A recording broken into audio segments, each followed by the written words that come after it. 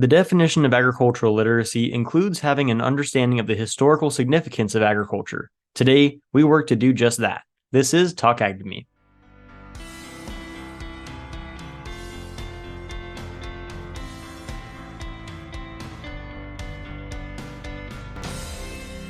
Hello and welcome to Talk Ag to Me, the podcast dedicated to improving ag literacy around the globe. I'm your host, Brendan Black, and in today's episode, we explore the history of agriculture and the historical significance of agriculture in all kinds of different societies. And to help us with this episode, we have our guest today, Paul Gallagher, one of the co-hosts of the History in Motion podcast.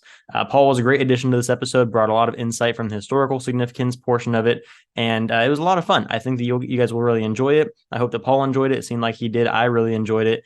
So make sure you check Paul out and all of his stuff. I'll put it down in the description below. And also make sure you check out all of our stuff. For those of you who do not know, we actually just launched a Minecraft series that's actually going over similar topics to this same episode. We're talking about the revolutions of agriculture, which is actually talked about in this episode.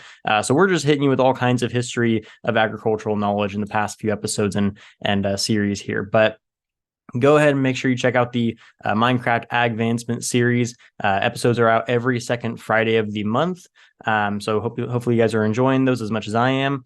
Also, make sure that you check out all of our social medias. You like, comment, subscribe, share, do all the things. Make sure, as we always say, you share not just with your online friends, but with your offline ones and your family as well. That being said, if you are interested in donating to help us out, you can go to our Patreon page. That'll also be down in the description below. But that's all I have for you guys this week. So I hope to catch you in the next one. And here's the episode.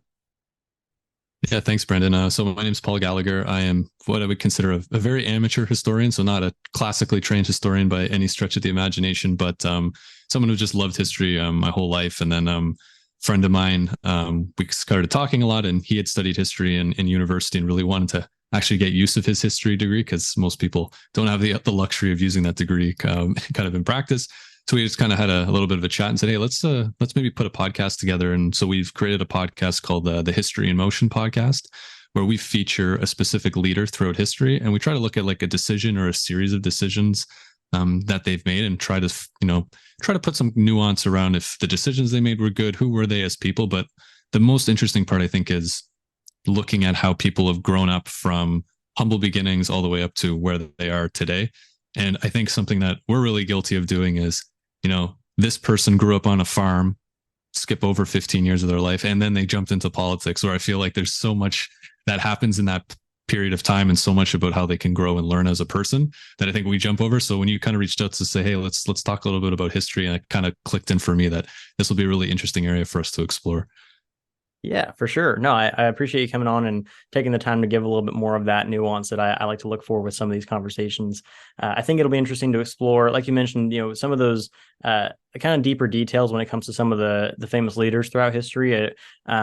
Are often looked over, but a lot of those details are what makes them who they are as a leader. And so I think that'll be interesting to dive into, especially as we talk into what some of those leaders' backgrounds had to do with, and some of those having to do with my area of expertise, which is agriculture. And so, as I'm sure quite a few leaders throughout history have been pretty prominent members of agricultural communities, especially as we go even further back into history, as some of those civilizations were almost entirely reliant on agriculture as their main form of food production, which, I mean, arguably agriculture is the way that we're entirely reliant on food production today, but it's different. Older civilizations, they were reliant on their own agriculture. Now we kind of outsource it. We have an individual industry just for agricultural production. We're not, each person doesn't have to grow their own food or have a specialized part of each individual town that is dedicated to agriculture for us to be able to survive. But yeah, I think it'll be fun. So let's jump into it. Before we go into my whole long rant, as we usually do, I do have a couple questions for you before we get started here. So you mentioned a little bit that you are very interested in history, but do not have as much of a background in agriculture. Would you mind explaining what, if any, experience, knowledge, perceptions you have about the agriculture industry or anything within it? Yeah, I think so. I kind of grew up around, like, my dad worked for a company that did logistics for farming communities. So I'm in Ontario right now, and I grew up just outside of Toronto, and so there's a lot of agriculture in the area. So just kind of understanding a little bit about, how different communities are kind of set up around agriculture. And it's very interesting kind of around where I live. You have kind of cities and then it's like a road and then it's just farmland right after it. So some people are like living kind of right on the edges of it. But I know for me, like my perception of the industries is it seems like, every farmer, I wouldn't say is struggling, but it seems like it's very touch and go a lot of times. And there's a lot of challenges. Like, I don't know if it's a great example, but I watched Clarkson's Farm, the British show about kind of, he's a talk show host and then he has a farm. He's like, I'm gonna actually farm for real. And you kind of just see all the things that he goes through. And it's a bit of a silly show, but like you can actually see like some of the challenges they go through. So I know it's definitely an industry that's, it's, there's I guess people who are trying to do it on their own versus kind of the big, more industrial operations. But yeah, I don't really know much else other than like, we need it. If we don't have it, we're all in really, really big trouble. And we're so reliant. And I think, we go to the grocery store and we see there's food there and we take it for granted. I know it's something that definitely living in a city, you don't really realize the whole process that it goes through to kind of get from, the field out to the grocery store and then to your home. Yeah, no, I think that's really well put. And yeah, I've watched that show too. It is pretty entertaining, but it does highlight some real issues that farmers face on the daily, which could be on their own operation, some of the struggles that they go through trying to get their work done, or it could be something larger scale. It could be a market issue. It could be issues like you have a cow go down and now you can't sell that meat, so you're dealing with a loss in terms of your inputs that year. Or it could be that you have a new regulation that comes down and now you can't produce the things you wanted to produce because they didn't follow those regulations that year. And so there's a large variety of issues that agriculture faces. That it's interesting that that's the connection that you make with it is the hardships that farmers go through. I think that's really something that doesn't get talked about enough. And people think about farming, they typically think about, well, yeah, it's, it has to do with, cows, plows, and sows. And there's all kinds of different work that goes into it, but they don't really, not to say appreciate, but they don't really recognize some of the harder parts of the industry that goes into it. So that I like the way you put that. So you kind of answered my next question already, but I have another question for you, which is, what do you feel, kind of just from your own perceptions of it, what do you feel is the relationship between agriculture and modern society, as well as its role throughout history? I think today it's like I was just kind of saying, like it seems like almost two separate worlds in a sense. Like you live in a city and the food comes to you and you don't really ask many questions about where it came from. But in history, I think it was touching everybody's life, unless you were maybe this super ultra rich living in a city. But even then, you still probably had part of your portfolio of things you owned was a vineyard or a large plantation or something to do with farming and agriculture that probably made you a lot of money. So I know, like when we look at history, it's everybody either started as every civilization, I should say, started as a small farming community and then grew from there. And there's like a really interesting connection. And I would love to look into it more one day, is just like how cities and civilizations grow based on their ability to farm well. I think is super interesting. And you look at like Rome, one of the reasons like Rome and like Greece and that and Egypt were able to grow so quickly was they were able to farm really well. You had the Nile River going through Egypt, and that was where pretty much the entire population lived. And they made it work, versus some other places took more time to kind of grow because they were relying on other areas to grow food for them. And then the logistics networks had to be built out. So yeah, I think we're almost at like a crossroads now where it was fundamental to pretty much every part of someone's life. And maybe, I don't know what year it happened, but then it just kind of came to a point where we got maybe really good at it and we didn't have to think about it anymore because we're not worried about famines or anything like that, like we maybe were, 100 years ago. So yeah, it's just been a really crazy change. And I love looking back in history because you kind of really realize that, there was a riot in this city and it was because it didn't have any bread because there was a grain failure in some area. And now the whole kingdom's, on fire. So, something small like that. So yeah, it's just very different. And thankfully we're not in those stages anymore, but yeah, it's very, very two different worlds that we live in now. Yeah, definitely. I think you highlighted some really important points there. One of those being kind of the focal point of my podcast here, which is at some point in history, we kind of became disconnected from the source of our food, whether it be because, like you said, we just got so good at making it that it didn't really need to be a priority for everyone to think about all the time, or whether it be for other reasons, such as, there were other jobs open that allowed people to kind of move away from that area, which I think it's a combination of things that kind of led to that. And we can talk about that as we go. But yeah, I mean, the whole purpose of my podcast here here is to kind of reestablish that connection to agriculture, kind of refamiliarize people with that source of their food. And I think that one of the ways that we can do that is, like you said, exploring some of the roles that agriculture has played throughout history, but also the way that civilizations have evolved and have evolved with their dependence on food, and how that dependence on food has evolved into different capacities as well. You talked briefly there about how, you know, there have been riots caused because, you know, civilizations haven't had enough bread.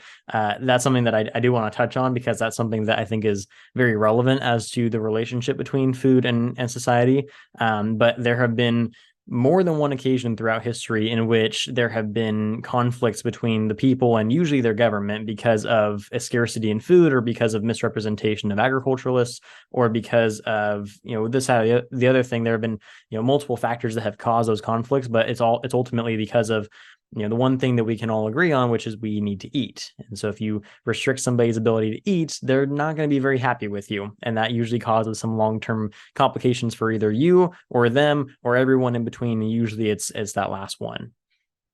Yeah. And I think if you look at any time in history, if there's one way to keep the masses in check and make sure they're not rebelling, is make sure they have enough food, and then everything else kind of comes after that. So yeah, I think you make a great point. It's so integral to just we need food to live, which is a basic necessity, but from a empire building standpoint, kingdom building standpoint, city building standpoint, being able to control the flow of food is like almost like number 1, 2, and 3 on your list, and then you can deal with the other stuff later. Yeah, no, exactly. So I wanted to kind of highlight another point that you had brought up there, which is like your example you used was with Egypt on you know, the Nile, and how they built their entire civilizations on this one river. Do you happen to know why it was so significant that they built their civilizations on a riverfront? I think it's just, if you look at Egypt from a terrain perspective, it's a very dry kind of desert kind of setup. But along the Nile, you have this rich, lush kind of, you know, there's floodplains and different things. And it's just so easy to fish. Transportation is another thing. You can get things up and down the Nile really quickly. And then, like we were saying, like you need water to plant things and to grow things. And I think it just kind of, that's just naturally how we look at where a lot of cities are built. Like if you look at, you know, even across North America, across Europe, pretty much every major city is built on either the coast, a lake, or a river. There, you rarely see just a city just plopped in the middle of land and they're like, all right, we're just going to throw it here, because those bodies of water are just so important. So I think the Nile, it's just, they say like the Nile gives life. That was kind of the Egyptians' way of kind of just a saying, I guess, they had around it. So it gives life because it has all the necessities of life, and then it allows commerce and different things to kind of flourish outside of just being able to sustain somebody from a day-to-day perspective. Yeah, no, I think that's a great explanation of it. And I like that the Nile gives life idea, because I think that's something that we kind of, like nowadays in society, we don't really look at it that way. Like the environment and the nature, the natural resources that we use are the reason we're able to do whatever we can today. And that's something that older civilizations definitely picked up on that we have forgotten over time. But no, I think that you're absolutely right, that that's kind of the foundational reason as to why they saw that as such a beneficial area, is because, like you said, Egypt's very dry. You need water to grow crops. It's not a difficult connection to make, that you should probably build your civilization near water if you want to grow crops. But no, I think that's awesome. If you don't mind, I'd like to give you a little bit of history lesson in terms of agricultural development throughout societies. Yeah, let's do it. All right. So I've touched on this very briefly in previous episodes, but I want to go into a bit more depth today, because I've since learned a few more things about this whole timeline, because of a new series that I'm doing on my show right now. Which if you go on my YouTube, then you'd see I'm doing a Minecraft playthrough where I explain the evolution of agriculture throughout society as I build societies along with the crop evolution in the game. But anyways, the evolution of agriculture over time has been very exponential. So it started off extremely slowly, and now it's evolving so fast we almost can't keep up with it. So there have been 3 revolutions of agriculture recognized throughout history, but in my opinion, there's about 5 of them. And we're going to go into that in just a second. But the origins of agriculture date back about 12,000 years. That's the earliest point in which we've been able to recognize modern practices of agriculture being used. And it was way back, and it's kind of It's not clear where it started. It seems to be that several different areas all started producing food the same way at the same time. So somewhere around 12,000 years ago, you had a bunch of different nomadic tribes all on different continents that all started farming around the same time, almost coincidentally, to a point where it's a little weird. But that this was called the Neolithic Revolution. So we evolved from the kind of hunter and gatherer mentality and lifestyle to more of a sedentary farming, civilization setup. We were no longer reliant on just going out and finding our food. Now we can domesticate it and grow it ourselves. And so that Neolithic revolution, it was 12,000 years ago, but it lasted for a solid amount of time. I mean, just to give you a timeline, that was the first revolution of agriculture. That was the invention of agriculture. We didn't have another revolution, another big major change in agriculture until the 1500s. And so for that entire gap of time, we had a solid, there was a lot of evolution in agriculture, but there was not much revolutionary change. And so what that basically means is our technology and our understanding and our usage of the land for agricultural production did not change very dramatically, because that entire Neolithic revolution consisted of a few things: domestication of animals, domestication of crops, and the establishment of very basic agricultural tools. And I'm talking like hoes and pitchforks and like just the kind of stuff you may see like we mentioned earlier, the Roman Empire. The kinds of tools that they may have used in their farming operations were very similar to the kinds of tools that the earliest civilizations used in their farming operations. Like irrigation technology and different watering systems evolved over time, but again, nowhere near the level of evolution that would be required for us to be considering it a new age of agriculture. So that was kind of the big thing. It basically started off as like this idea of, if we can just stay in one place and farm, we don't have to worry about survival anymore. We can kind of just do other things. And that led to huge evolutions of different types of societies. I mean, they figured out very quickly whoever controls the food controls the public. And so they, like you kind of mentioned earlier or alluded to earlier, leaders figured out pretty early on that if they keep their people happy, then they can not get away with a lot more, but they can be a more productive leader, because they have what they need from their people to get their way. And so a lot of the leaders of these tribes or of these new colonies have prioritized agriculture throughout history, because they saw that as a necessary means to maintaining their positions. That's why a lot of the greatest kings, a lot of the greatest rulers, a lot of the greatest emperors prioritized agriculture in their civilizations. And the second they took their eye off the farms, things just fell apart. Actually, I know you can give me a lot more context on this than I can provide, but I know that one of the reasons they say that the Roman Empire fell was because of their economic situation that was declining, and part of that was because they started to neglect their agricultural practices. You're muted, by the way. Sorry, I'm bouncing around with the two mutes here. Yeah, but anyways, on the Roman Empire, like they were, the reason they declined, there's a million reasons for that, but they were always kind of teetering on the edge of just agricultural collapse at all times. And so you mix in mass immigration coming from the north, you mix in corruption from within the empire, you mix in various small civil wars kind of going on, and then you throw in a crop failure and probably some sort of disease as well, and it's just kind of a perfect storm. But if you look through it, like it's one of those key pillars, and maybe you can survive if that pillar goes down for a little bit, but if it stays down for too long, disease is going to start to happen because people just aren't eating and aren't as healthy. Civil war will start, and then everything kind of collapses. Where I think with the other ones, you can kind of come back a little bit easier. If there's a civil war, you win a battle, everyone's still eating, it's still okay. So it's a bit of a mix, but I would definitely say it's a key pillar to essentially sustaining a society. Yeah, definitely. And I think that we're going to get into the American Civil War a little bit later, because that has to do with a little bit of what you were talking about, where the battle was actually going pretty well until we started messing with food supplies. But I'm going to get a little bit ahead of myself if I start going down that route. But it's one of those things that, as you mentioned, if you don't have that level of food security, then it's very difficult to get anything else done. Like you can handle external threats, you may be able to handle some changes in power. You may even be able to handle some economic and integrity issues.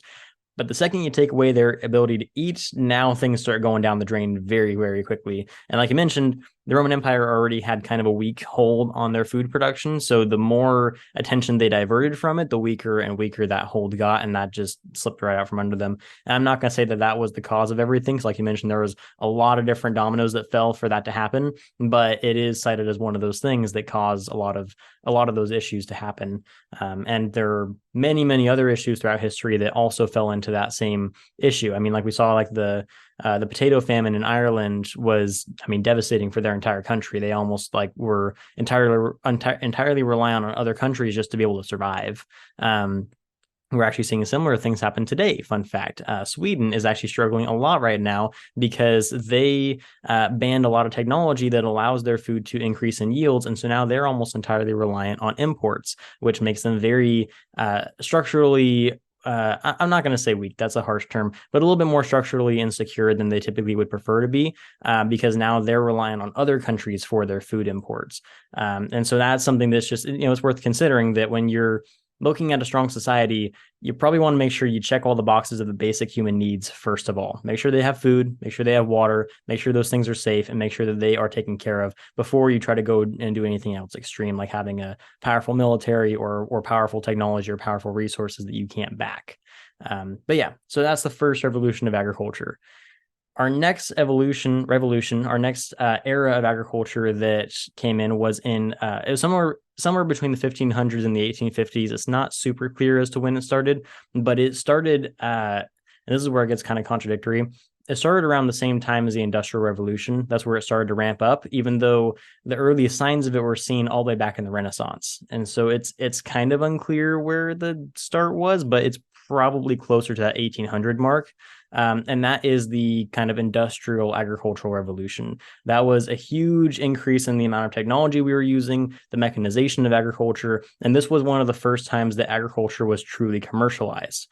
So before, I mean, agriculture was part of the economy for a lot of civilizations, but this was the first time that agriculture was seen as kind of its own industry. It took care of its own problems, and it was basically a job. People weren't relying on their own farms to feed themselves. They were using their farms to feed others. And that's kind of where the agricultural industry started to take a shift more towards a commercialized operation as opposed to just a standard of living. You talked a little bit about how you weren't sure where that divide happened, where people started to move away from agriculture and they started to lose that connection. It's heavily theorized that this is where it happened around the time of the Industrial Revolution, when everyone was moving into the cities and getting jobs at factories, and they were working on a lot more of the urban type jobs. There's a pretty heavy divide among the rural and urban communities at this point in history, and it's kind of agreed upon that that's probably where the biggest disconnect between those in and out of agriculture had, and that's partially it. That is the era of history that is mostly blamed when it comes to discrepancies in agricultural literacy. Does that make sense? Oh, for sure. Yeah. I think we look at any time in history that always the classic is people were moving from the farms into the cities. And it even goes all the way up to like the 1960s. If you look at what happens in China, right? Mao's great leap forward. Let's bring a bunch of people into the city really quickly. And then they did it too fast. Then you have a famine because there's not enough people to make food. So yeah, it's definitely something that I think you saw more kind of in the Western world, like maybe like England would kind of be probably like, you think of like 1800s London would kind of be kind of the first really mass migration of people into cities in that industrial revolution kind of world. But yeah, and it would even argue it's still going on today in some countries as, places start to industrialize more. But yeah, I think that totally makes sense from a starting point perspective. Yeah. No, exactly. And even, I mean, you mentioned it's still happening today in other countries. It's still kind of happening in our country to a certain degree. Less than 2% of people are actively involved in food production today, and that number is shrinking every day. So we're trying to get more people employed in agriculture, but a lot of them are moving more towards those urban jobs. And it's not that that's necessarily as much of an issue as it used to be, because we've gotten really good at producing food to a point where we don't need to really worry about it as much as we were, but it's still a concern that we're not having enough people replacing those producing the food to continue that production scale. I mean, plus it caused other issues like the Dust Bowl. I mean, that was shortly after the Industrial Revolution, I believe, right? What year was the Dust Bowl? There's Uh, video of people talking about it when they're really old. So I'm trying to think like when did television come in? So I would say probably early 20th century if I had to guess. mm, I'm looking this up live right now. Nice. Yeah, so the Dust Bowl was in the 1930s, 1930, Okay. 1936. So yeah, this was after the Industrial Revolution. I thought so. I should know that because, it's a pretty prominent part of agricultural history. But Yeah. anyways, my brain is a little bit scattered. But yeah, so it even is believed to be the cause of things like the Dust Bowl. A lot of these environmental insecurities that we've had are because of this extreme mechanization, extreme commercialization of agriculture very quickly. And the big move to urban settlements caused a lot of the farmers to kind of pick up their slack a little bit more and do even more work than they were already doing, which caused even more environmental damage, even more industry insecurity because they were now having to do practices to basically make up for the lack of manpower and increase the production rates. And that just caused a lot of complications. We did not have the technology we have today to be able to do those things safely and securely without causing too much damage to the environment or anything else around them. So another one of those ramifications to taking your eye off the farm kind of deal. It's not to say the Industrial Revolution was a bad thing by any means. I mean, we have a lot to thank because of the Industrial Revolution, but there were some long-term ramifications such as that level of impact from the not to say disregard of agriculture, but the diversion away from it. So yeah, and then the third revolution, the final revolution, according to history, but not my believed final revolution of agriculture, is known as the Green Revolution. This was in the 1950s and 60s. This was a little bit after the Dust Bowl, and if I'm not mistaken, I think the Dust Bowl partially inspired this revolution. But this is known as the chemical revolution. So this is where the introduction of like genetic modification came in. So your GMOs. This is where chemical and synthetic fertilizers and pesticides started to be introduced. This is where a lot of your like heavy substance use in agriculture became a more common theme because they felt the need to do that to be able to increase yields. It's a very scientific heavy revolution. And that's why it's considered the modern revolution, is just because we're still using all of this same stuff. But it's not really I'm not going to say that we're not in the green revolution anymore, but we've kind of evolved past that technology now. Like we still use it, yes, but we've adapted other methods to be able to supplement it, so it's not entirely reliant on those types of technologies. That's why I argue that we're actually in a crosshairs between a fourth and fifth revolutions that I'll talk about very briefly here in a minute. But yeah, so the Green Revolution is by far the most controversial of the agricultural revolutions because it caused the most public perception issues with agriculture because people don't typically trust GMOs and chemical pesticides and fertilizers and all of those things. Partially out of a fear of not knowing what they are, but also partially because there was a little bit of abuse of them back in the day when they were first being used, and that kind of left a bad taste in people's mouth. Yeah, You have one chance at a first impression, right? And if it doesn't go well, yeah, exactly. No, I hear you. Yeah, and I think like I'm an engineer, so I kind of like look into a lot of this stuff just out of interest. And people I talk to about GMOs, it's like I want no GMOs in any of my foods, and then I'll be like, well, have you ever had a banana? And they'll be like, yes. And I'll be like, well, what? There's no seeds in a banana, so that's technically genetically modified.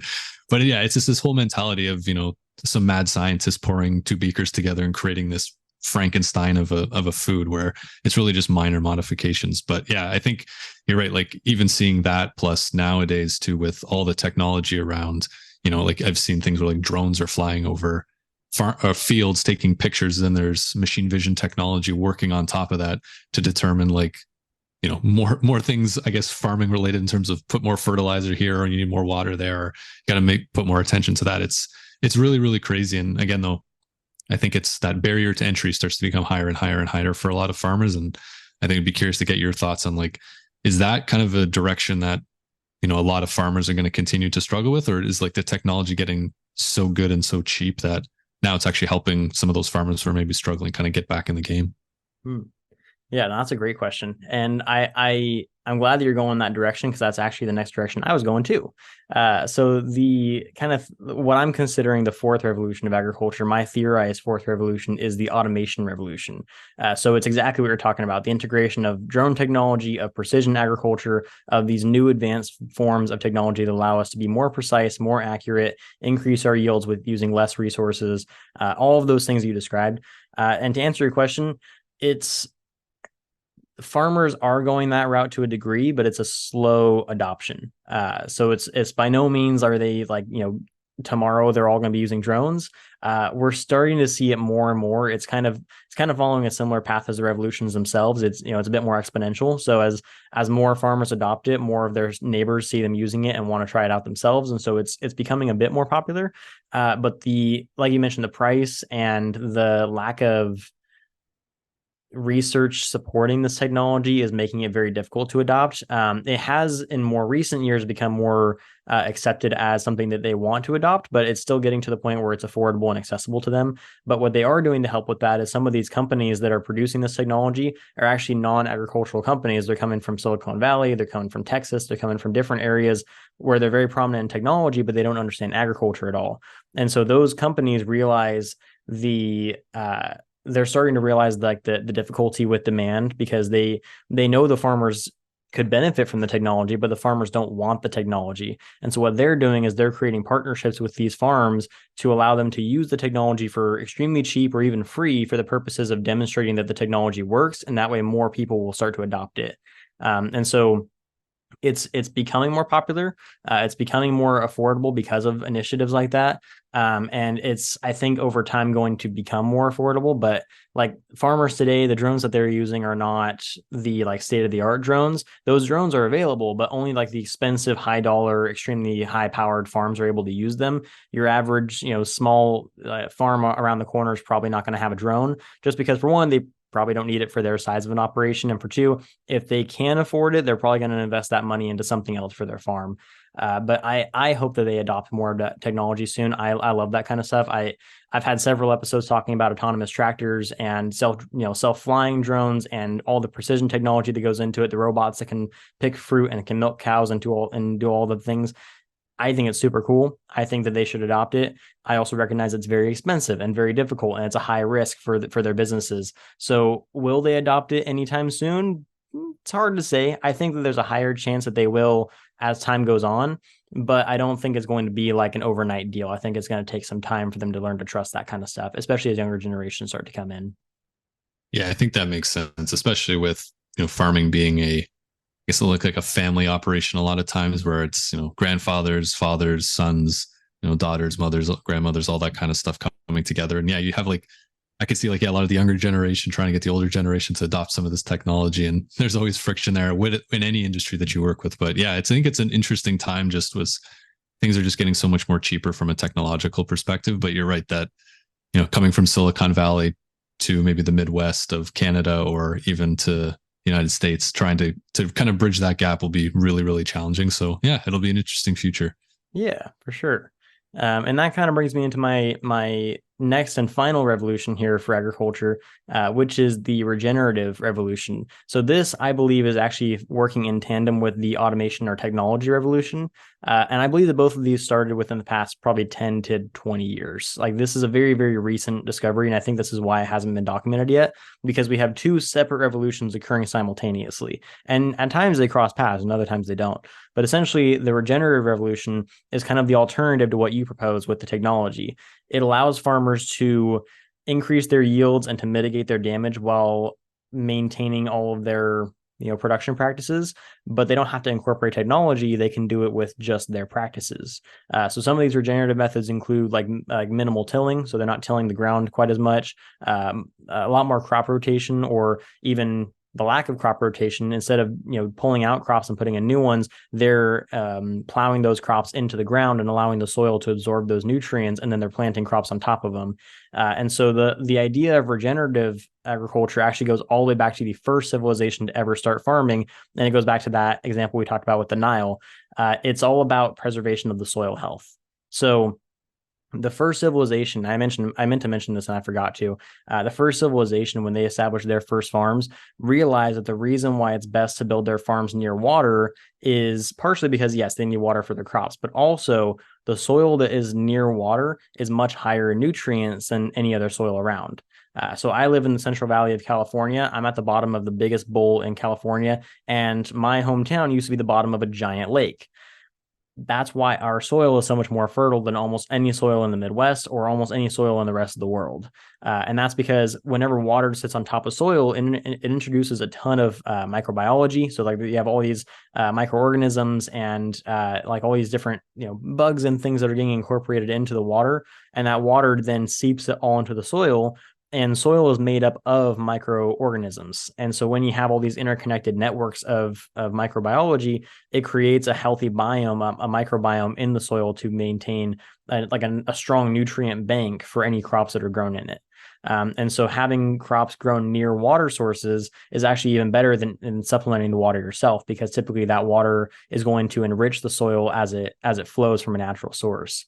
And so regenerative agriculture focuses on that idea of how do we make the soil as healthy as possible instead of how do we increase our yields as much as possible, because it's based off the idea if we take care of the soil will take care of us.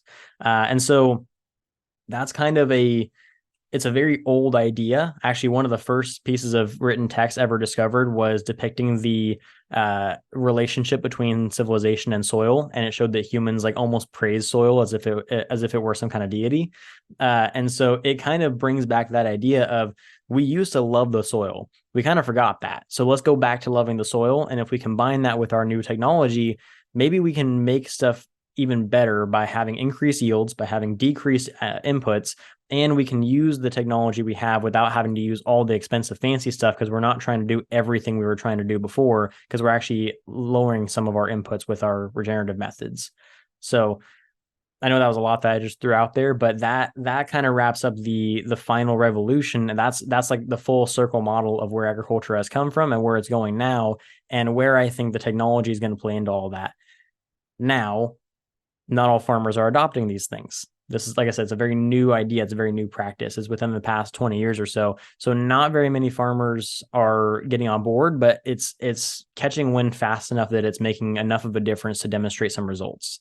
And so if those results continue to be positive, then we may see more and more farmers dipping their toes in the regenerative stuff. We may see more and more farmers start to say, you know what, if I can use some of the technology and make it affordable, then maybe I'll use the technology and some of these new methods to make my stuff more affordable and still efficient. Because now we're looking at longevity of farms. We're not just looking at production. How we're not looking at how much can this farm make. It's how long can it make it. That's the new priority. And I think that's probably, in my opinion, a better direction. But that's just kind of my preservation of agriculture mind talking.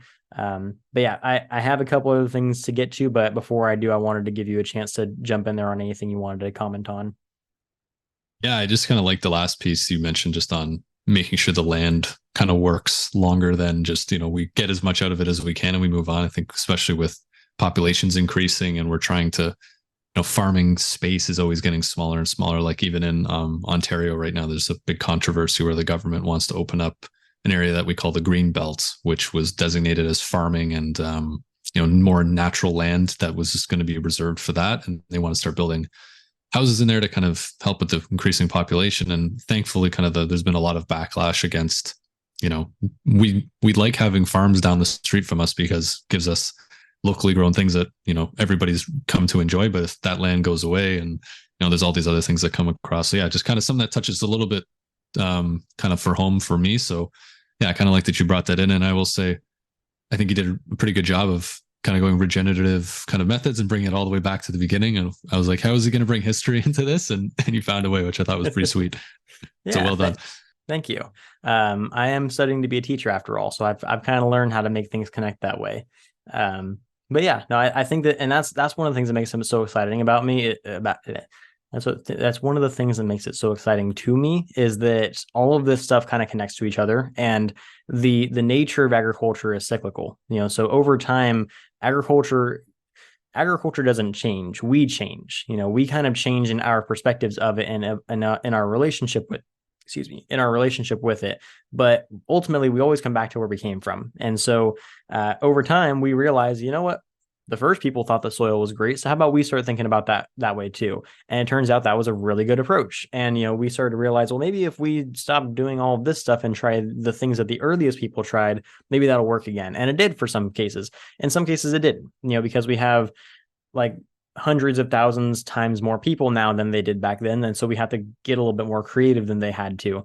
But there's there's a lot of kind of I like to call it poetic justice in history and in agriculture and in all of life. There's so much that's like that.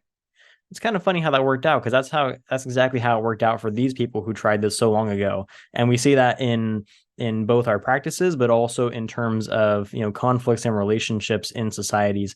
As I'm sure you've studied through history, there have been things that are like, you tried that and you knew that somebody else tried that and it didn't work out for them, yet you thought it would work out for you. Why are you stupid? And so it's just one of those things that's like, I mean, we talked before about people using agriculture as kind of like a weapon against the people, and that's a very common recurring theme throughout history in almost every society that has failed. It's that, you know either, this is kind of my observation, you can completely disagree with me here as someone who's probably looked into this a little bit more than I have, but I think that civilizations typically have two paths that they follow. Either they get really, really big and then they crumble to the floor because they weren't paying attention to the things they needed to pay attention to, or they get eaten by another civilization. Or eaten's a strong word. They usually evolve into a different civilization. So like, you don't see civilizations die because they just stop existing. It's usually because they did something wrong or because they felt the need to evolve, and so they changed into something else.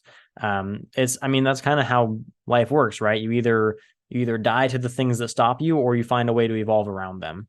And so like, for a lot of civilizations, I think that they have evolved to accommodate for some of those issues that they face, because they found new and better ways to grow food, to store water, to maintain safety against natural disasters, to have better political systems that allow them to remain taken care of and safe. And in other cases, you have stuff like we mentioned earlier, the Roman Empire, who just got really big and really powerful, and then they completely neglected all the things that made them big and powerful, and they fell apart. But that's just my observation. I don't know if you feel any differently about that.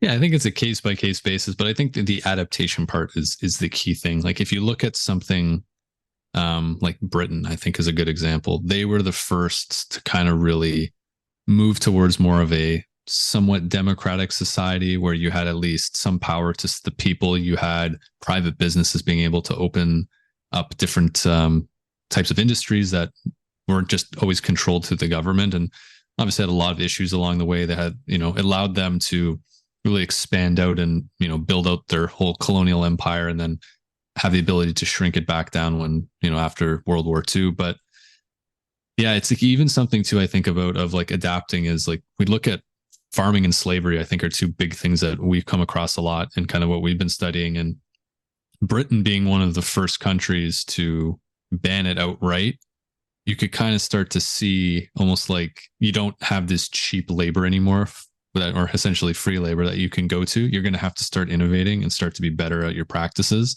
And I think we start to see that with countries and civilizations that maybe do something that's a bit more progressive and maybe hurts them in the short term, but really works for them in the long term. And so I think like part of the reason we look at the Civil War, right? The North is so wealthy. It's because they didn't have slavery. Part of the reason, also their climate doesn't really work for growing sugar cane and things like that. But you also have to think like they don't have access to the same type of labor that the South does. So they can start looking at other ways to innovate in other industries that are going to come up where the South a little bit more stuck in their ways and eventually crumble and die or kind of get amalgamated back into the Union. So yeah, it's a very interesting kind of observation, I think, because yeah, evolve or die really at the end of the day works for companies, works for civilizations, and sometimes even for people, right? If you don't evolve to the new world, your old job may not exist anymore. And in the farming context, right? If you don't evolve to some of the new technologies or some of the new methods, you might get left behind. Yeah, no, that's really well said. And that's something that I think is it's much truer than people tend to realize. I mean, even like you mentioned in the farming perspective, that is something that we deal with a lot, is people are concerned about increasing the technology usage may decrease the number of jobs that are available, which there's a few different reasons why that's not the case. First of all, like you said, it's very easy to adopt these new jobs as potential careers. And second of all, we're having a really hard time filling the jobs that we need for the farming industry anyways. So why not just use technology to fill those roles anyways? But beside the point, going back to an example that you brought up that I wanted to highlight again, which was the American Civil War. I talked about that a little bit earlier. And you kind of just talked about it there. That's that same idea of like, like the South had the better farming practices, but the Union had the better strategy in some cases, and it just kind of worked out that the South just did not win that one. One of the primary reasons why the South went down as fast as they did is because the Union started to cut off their access to their farms. They said, you know what, we realize the South, their strength is agriculture. Maybe we should cut off that leg. And so they burned farms, they cut off their access to the ports, so that way they couldn't export or import anything. They destroyed a lot of their agricultural operations. They freed livestock, they stole livestock.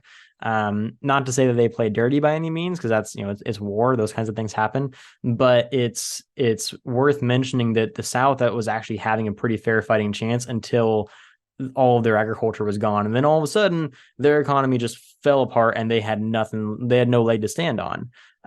We've seen that happen in a lot of different cases. I mean, it's interesting that it kind of worked out in the reverse with the South, because typically in a lot of civilizations you see the opposite happening.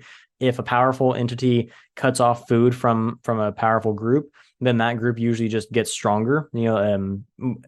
I guess that's not necessarily true. It depends on the situation. The reason I bring that example in is because it reminds me of other examples. Like you have like Shays Rebellion, which was a whole thing where like the government wasn't being fair to the farmers, and so the farmers just took the battle straight to the government.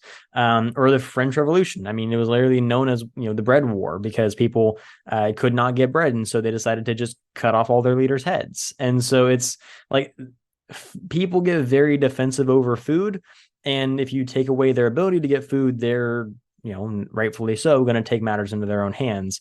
I mean, like we've seen that just in the past couple of years with the Dutch farmer revolution, or the Dutch farmer revolt.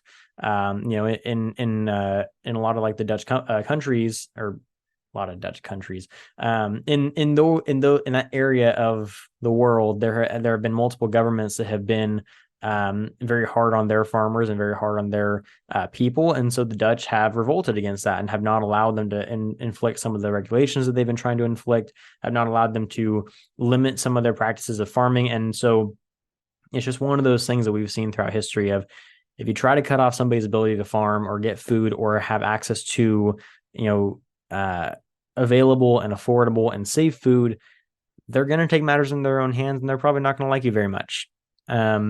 There's this kind of idea that food is transformative, and that if you're in a bad mood, you should probably eat because it'll make you feel better, because we have this relationship with food that food just makes us feel better about things. And that if you're, if food just has a way of making us like kind of calm down and enjoy our lives.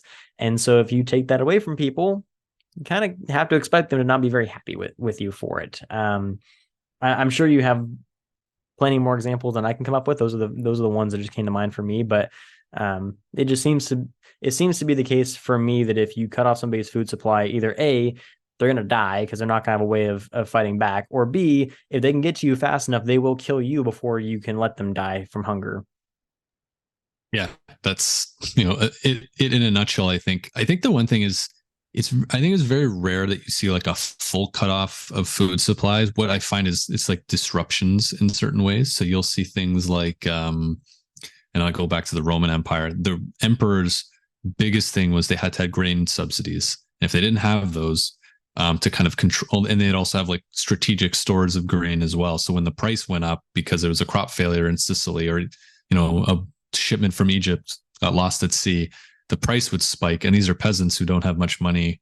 People don't have savings like they do today. They can't just figure out a way to do it. People literally starve and riot, like you were mentioning. So there's that part of it where the government's very much in control. And then you have the example you brought up, like the French Revolution, where the government just is so out to lunch, doesn't have any idea what's going on outside. And they're throwing these lavish parties and eating like kings and queens, but people don't have any food to eat. And then, one thing leads to another, and some royalty is losing their heads. So yeah, it's a big kind of mix. And it's just like, I think it goes down to like kind of that whole like supply chain logistics side of things, of how you're moving the food versus maybe necessarily just like a full cutoff of, if you can poke holes in parts of that logistical network, it can start to cascade and cause a lot of problems. So yeah, again, we see it throughout history. And I think, like you're saying, like even in the Civil War, like cutting off food supplies and stuff, it's a fantastic strategy, because If you're not getting foods to the front line, your soldiers aren't eating.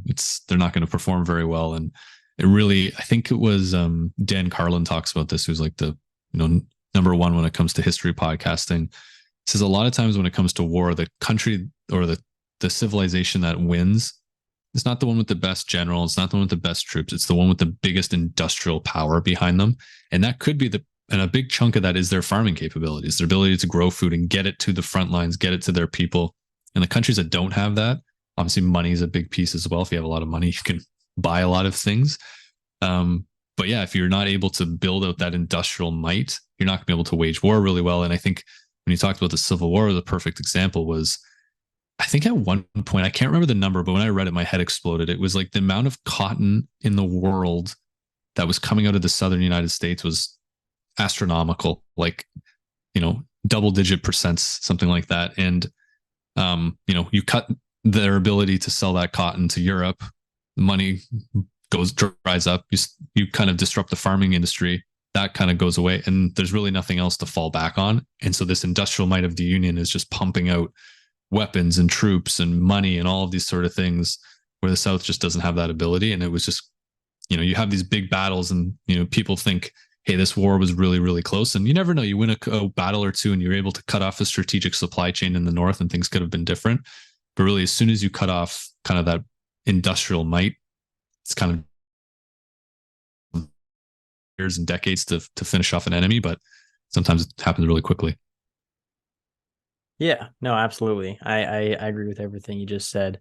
I think we're starting to get close to the end of our time here. So I want to give things to you. I want to bring things back to your side of the equation a little bit and talk about some leaders throughout history, because I think that there's a lot of leaders throughout history that have significant ties to agriculture. And so I want to give you the chance to share some of your favorite leaders from history. And these, when I say favorite, it doesn't have to be a good person. It's just somebody that you enjoy, which I'm sure but I'm saying for them, somebody that you enjoy learning about, and they're tied to agriculture. I'll share a couple of mine as well. And you don't have to share like their history with agriculture, but just somebody that you admire from history that maybe has a tie to agriculture, and share a little bit about why you like them. Yeah, I think one person that really stuck out to me was when we did Joan of Arc. It was an interesting one because you hear so much of Joan of Arc. She's very popular in the Christian community as well, and just you hear so much about it. And sometimes when someone's so famous, you kind of just brush it off, be like, yeah, they're probably overrated in some way. And then we started to look into it and we're like, actually, she's underrated, if anything.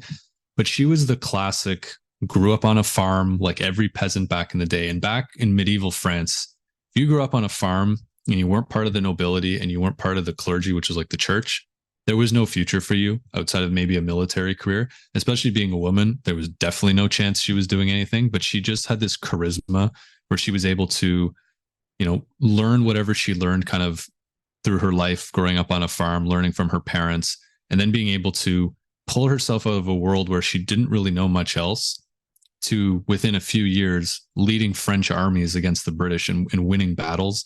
And then to a point where she's helping the King of France regain the throne. Like, it's just a crazy piece of this modest farmer who's just helping her parents out on a day-to-day, this kid who then flips within a couple of years and just becomes, one of the greatest military leaders that we've seen, and dies so young, kind of losing it a little bit, kind of, I think, near the end. But yeah, she's definitely someone I admire. And then I think the other one's got to be Harry Truman.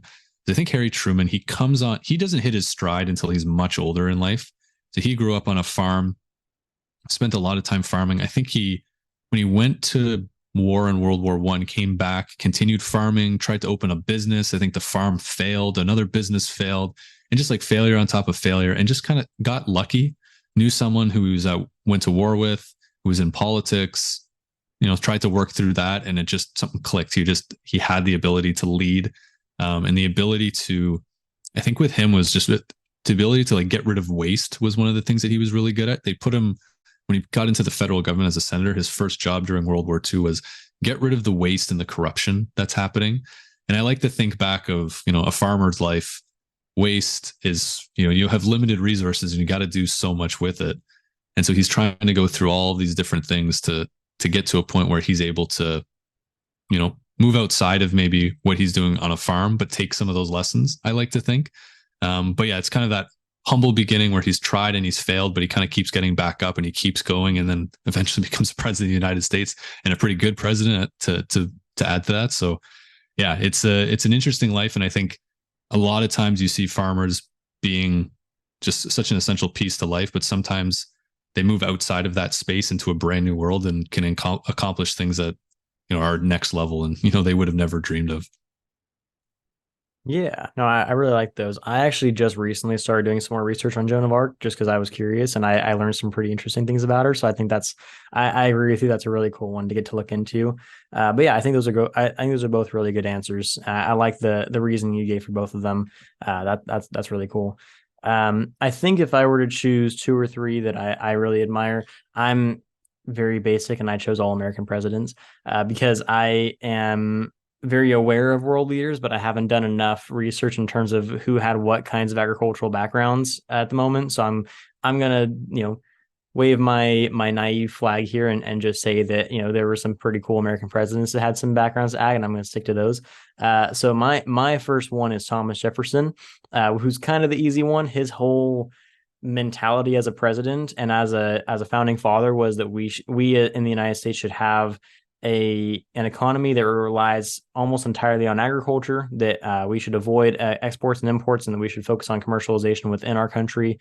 That every or not commercialization, sorry, that we should focus on kind of like the evolution of agricultural practices within our own country, and that every family should have a farm, that every person should be like their own farmer. He was very much a fan of like the homesteading lifestyle.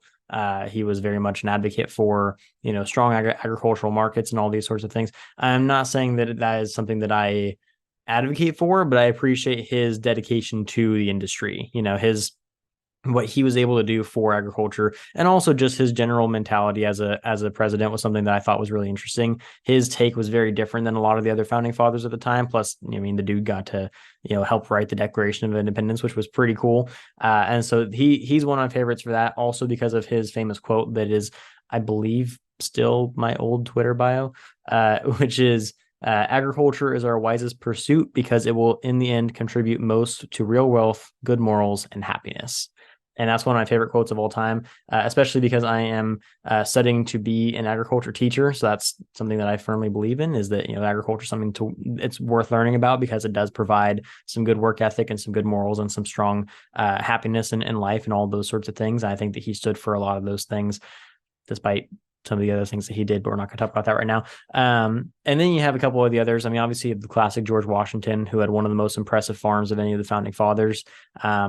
I got to actually visit his farm, which was really cool, all the way in Mount Vernon in Virginia, and so that was really cool to get to watch how they preserve that historical farm. I love historical farms; they're always really cool to me to see how how big farms were back in the day versus how big they are now. So George Washington, obviously, first president, had some pretty major implications in terms of the generation of American Revolution and the creation of the United States as a country.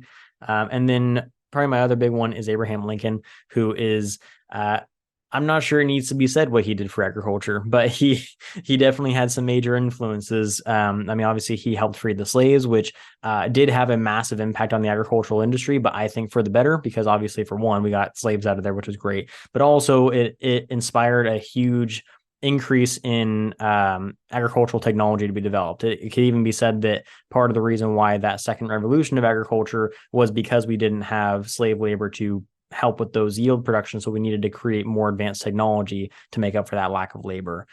So I think that he did a great thing for the industry by doing that. Obviously, there's the moral reasons why he did a great thing, but if we're talking just about agriculture, Abraham Lincoln did some phenomenal work for the industry. He was a phenomenal farmer himself.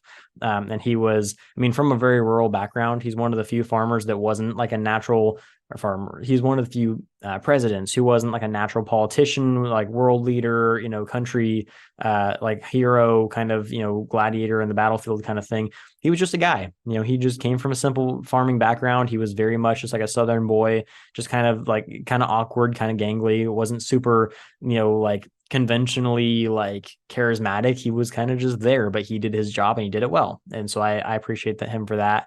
There are many world leaders that I admire and that I appreciate, but I'm not going to speak on them because I don't know enough about them at the time to not sound stupid on them. So yeah, but that is those are all the things that I wanted to talk about today. Paul, I want to give you the chance to share anything else you wanted to talk about, and I'll give you a chance to plug your stuff again too in a minute if you want to do that as well.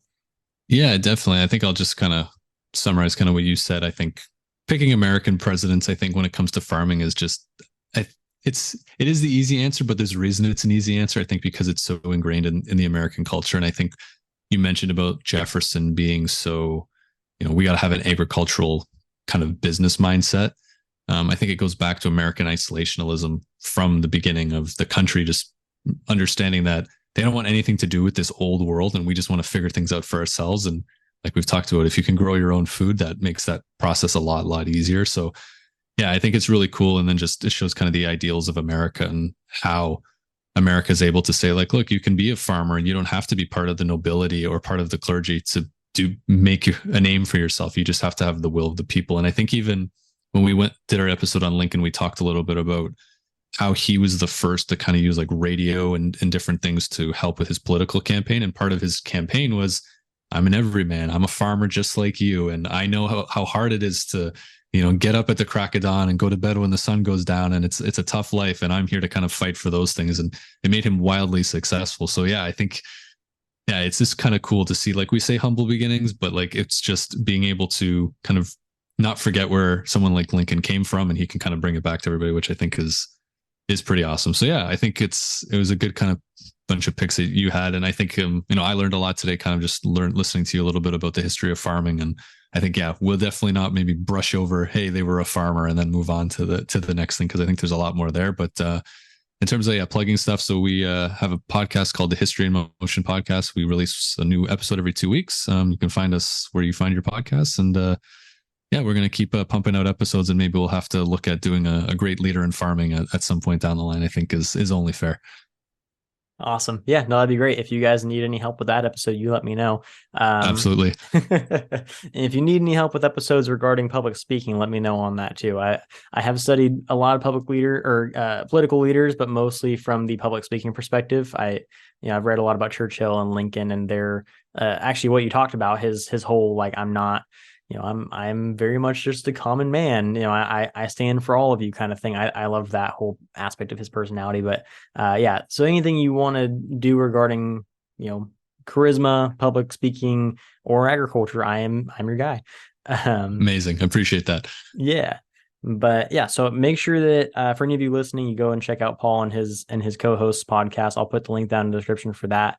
Once again, it was History in Motion. You got it. Cool.